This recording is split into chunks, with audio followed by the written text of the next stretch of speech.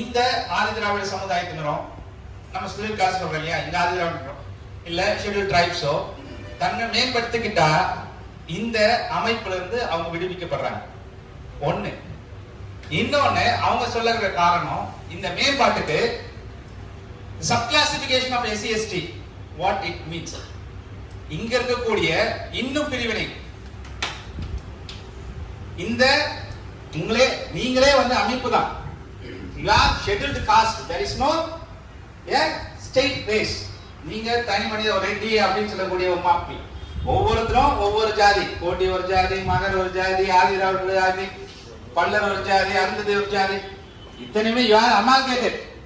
இந்த பொசிஷனுக்கு நீங்க you are not homogeneous, you are heterogeneous னு சொல்லுவாங்க. இந்த கேஸோட சாராம்சத்தை ஒரு 2 கேஸ் சொல்றோம். ஒன்னு வந்து latest case, state of Punjab and Ravindra Singh.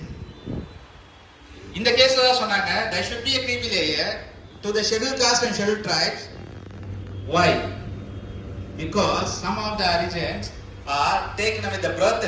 எதை இங்க இருக்கக்கூடிய கீழ்நிலையில் இருக்கக்கூடிய இந்த சமுதாயத்தில் இருக்கக்கூடிய அவங்களோட வாய்ப்பு இவங்க தட்டி பறிக்கிறாங்க. அதை தட்டி பறிக்கக்கூடியதுனால மேம்பட்டு இருக்கக்கூடிய இந்த ஆறு மக்கள் வந்து நீங்க வெளி வச்சிருங்க, இவங்களுக்கு இதற்கு மேல வந்து எது தேவையில்லாம போச்சு, ரிசர்வேஷன் தேவையில்லாம போச்சுன்றது தான் அந்த ஜட்ஜ்மெண்ட் பேஸ்ட். இந்த ஜட்ஜ்மெண்ட் எழுதுனவர் யாருன்னா இப்போ பேசக்கூடிய இந்த ஆர்டி சொன்னாங்க இல்லையா, ஓ அம்பேத்கருக்கெல்லாம் ஒரு ஆதின்னு ஒன்று இருக்கும் இல்லையா, அந்த ஆதி எங்க நிற்கும், குடியரசு கட்சியில் நிற்கும். ஆர்டி ரிபப்ளிகன் பார்ட்டி எங்க நிற்கும், ஷெட்யூல் காஸ்ட் ஃபெடரேஷன் நிற்கும். அந்த ரிபப்ளிகன் பார்ட்டியிலிருந்து வரக்கூடிய ஒரு காவா என்ற தன்னுடைய பேர் என்ன அவர் தான் இந்த தீர்ப்பு எழுந்தார்.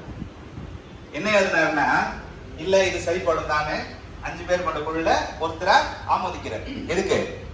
உங்களுக்கு இதுக்கு மேல இந்த ரிசர்வேஷன் தேவையில்லை. ஏன் இந்த கூட்டத்தை அமைக்கணும் அப்படின்னு நினைச்சேன் அப்படின்னா,